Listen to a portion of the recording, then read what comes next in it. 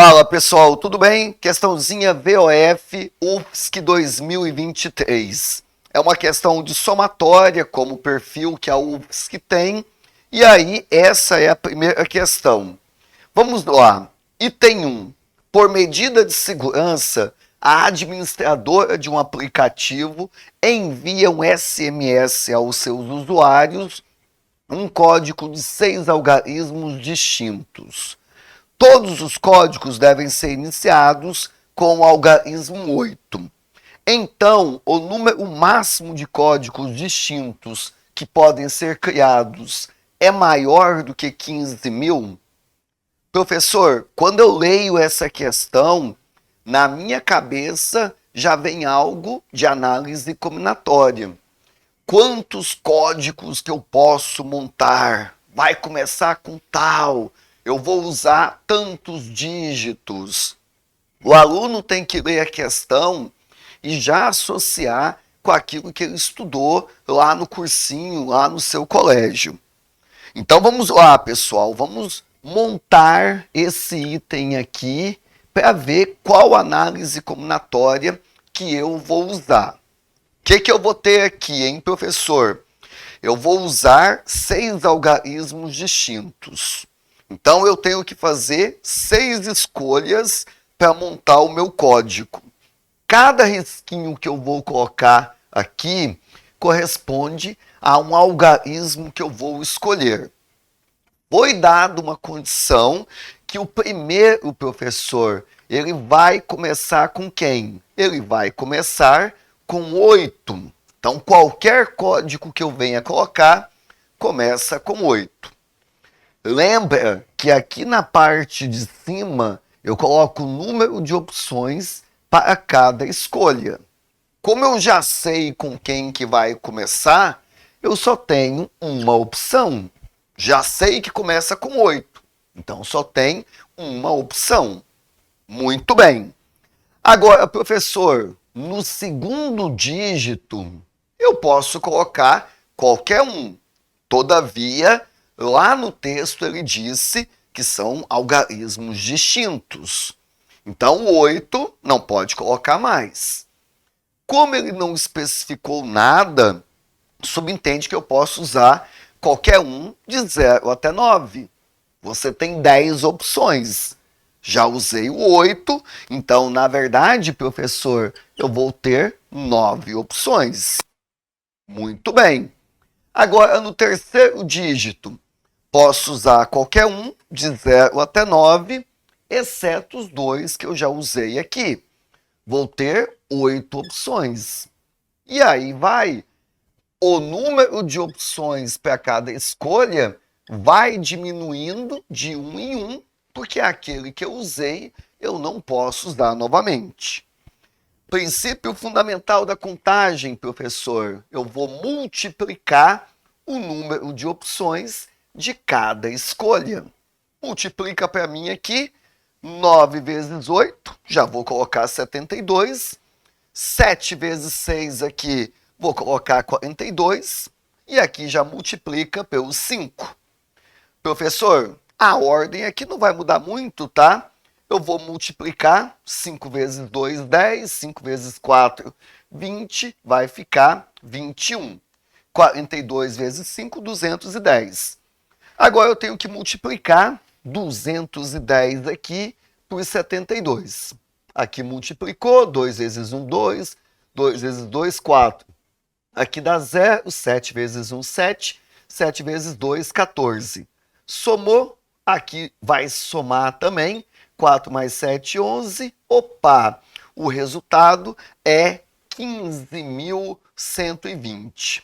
Professor, ele falava para mim que dava o quê? Uma quantia maior do que 15.000. De fato deu. Deu 15.120. Logo, professor, esse item 1, para começar bem a prova da UFSC, tá correto. Questãozinha boa, tá? Questão boa de análise combinatória, que pega bem aquele conceito lá no início, que é o conceito do princípio fundamental. Legal? Então, o item 1 está correto. Vamos para o item 2, professor. No desenvolvimento do binômio, opa, já estou sentindo aqui o perfume de binômio de Newton. O coeficiente do termo, cuja parte literal é x ao quadrado, y ao quadrado, é 108?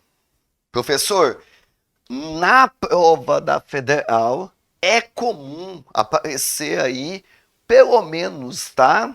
Um item de binômio de Newton. Pela estatística, tá? No máximo 2, tá? Muito bem. Vamos lá, vamos copiar esse nosso binômio, que é 2x mais 3y elevado a 4. Eu quero achar o coeficiente, que é o número que multiplica, tá? Essa parte literal. Professor, como é que eu vou fazer isso aqui, hein? Bom, esse binômio de Newton, ele tem 5 termos. A quantia de termos é sempre um a mais do que o expoente que está aqui.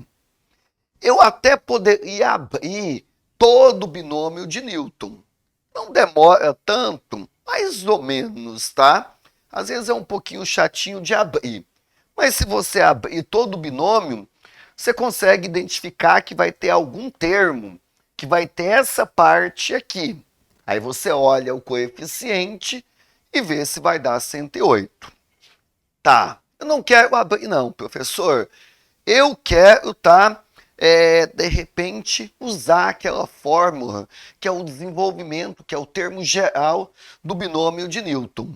Quando você tem um binômio de Newton qualquer, ele é do tipo x mais a elevado a n.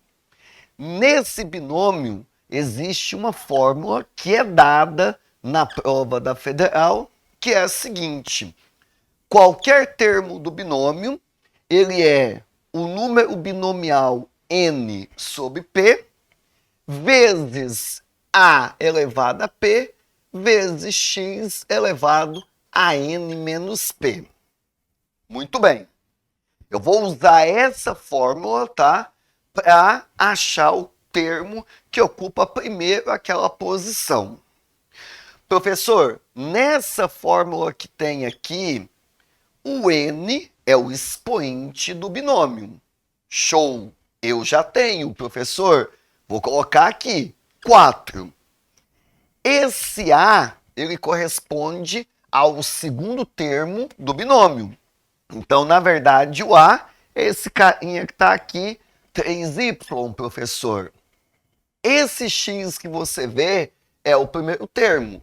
Na verdade, ele corresponde a quem? A 2x. Então, aqui, ó, eu vou colocar o x entre aspas pra gente aqui e vou colocar como se fosse aqui, tá? O nosso primeiro termo, 2x. Muito bem. E o p, professor? E esse p? Na relação que eu te dei aqui, o p indica um número a menos que a posição do termo. E, professor, ele não deu a posição do termo. Quando ele dá apenas essa parte aqui, eu não consigo identificar a posição do termo. Pá, então o que eu faço? Eu vou ter que achar inicialmente o valor de quem? Do nosso P. E aí, sabe o que você vai fazer?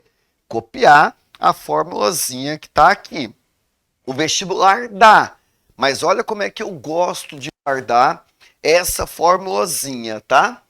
Você vai lembrar disso aqui. Tu pode mais uma? Não posso. Ah, pode? Não posso. Guarda essa frasezinha, tá? Tu pode mais uma? Não posso. Ah, pode? Não posso.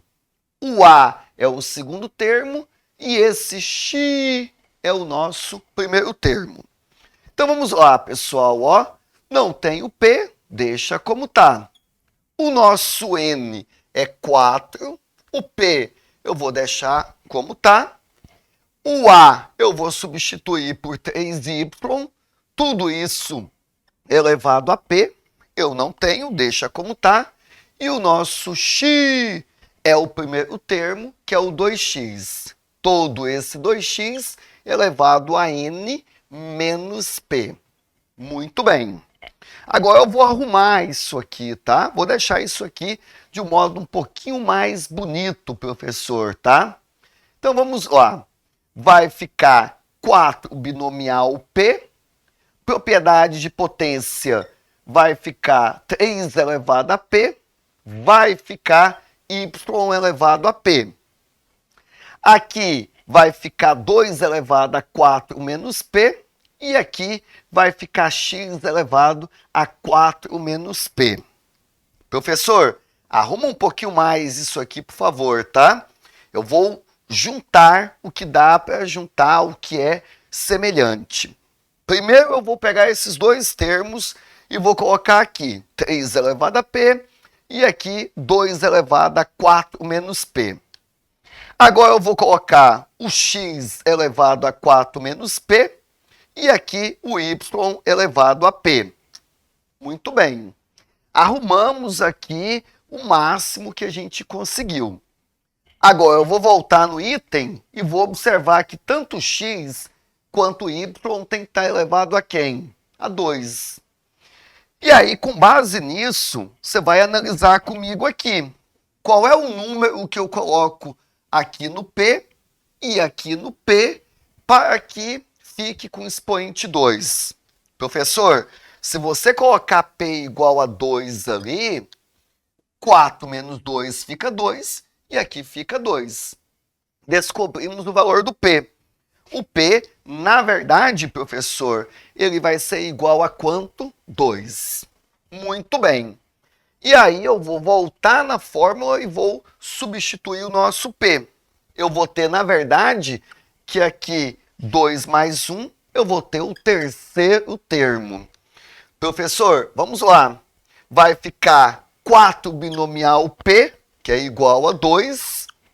Aqui vai ficar 3 elevado a 2. Aqui vai ficar 4 elevado a 2 elevado a 4 menos P, 4 menos 2, também vai dar 2. O nosso x vai ficar elevado a 2 e o y também. Muito bem. Observa, tá, que essa parte aqui, ela já está como o enunciado está pedindo. Agora eu vou resolver só essa parte aqui. Esse número, professor, ele é um número binomial. Eu vou te dar uma dica para resolver muito rápida, tá? Toda vez que a parte de baixo é 2, você vai fazer isso aqui mentalmente. Quer ver como? Pega o número que está aqui em cima e multiplica pelo antecessor dele. Antecessor de 4, 3. 4 multiplica por 3 dá 12. Aí disso você divide por 2. 12 divide por 2 vai ficar 6. Pegou a ideia? De novo, quando aqui embaixo é 2, pega o número que está em cima, multiplica pelo seu antecessor, 4 vezes 3, e do resultado divide por 2. Professor, continuando, 3 elevado a 2 é 9, 2 elevado a 2 é 4. E aí, finalmente, a gente vai conseguir terminar esse item, tá? E vai verificar que a gente fez tudo para dar falso. 6 vezes 9 vai dar 54. 54, quando eu multiplicar por 4, professor, na verdade, vai ficar o que aqui? 216. Esse 216 aqui, professor, é exatamente o coeficiente. No item da Federal, ela falava que era 108. Item está falso, professor. Primeiro item correto, segundo item falso. Aí, a gente vai fazer uma observação importante aqui. Se eu tivesse resolvendo essa prova como estudante, eu não ia já resolver o item 2. Por quê? Porque é um item que demora, você observou comigo, tá? Eu ia resolver os outros itens, depois voltava aqui. Isso é uma estratégia muito eficiente, tá? Professor, tem outro modo para fazer? Tem. Aqui, em particular, tá? Se você fosse abrir o binômio, o terceiro termo já ia chegar no termo que eu quero. De repente, fica aí a dica, você tentar também esse caminho. Quis fazer dessa forma porque geralmente, tá? Eu, em algumas questões, vou ter que usar isso aqui, não vou ter muito recurso, tá? Mas daqui, em particular, até eu acho que dava para abrir. Muito bem, pessoal. Então, o item 2, ele tá errado. Vamos continuar, tá? Vamos continuar, vamos ver qual é o próximo item, se esse item vai dar trabalho. Vamos ver, tá? Vamos ver qual é a pegada desse item. Geralmente, o vestibular da UFSC coloca, tá? Itens misturando aí com níveis de dificuldade. Colocamos o item fácil no início, um item mais difícil depois. Vamos ver aí o próximo.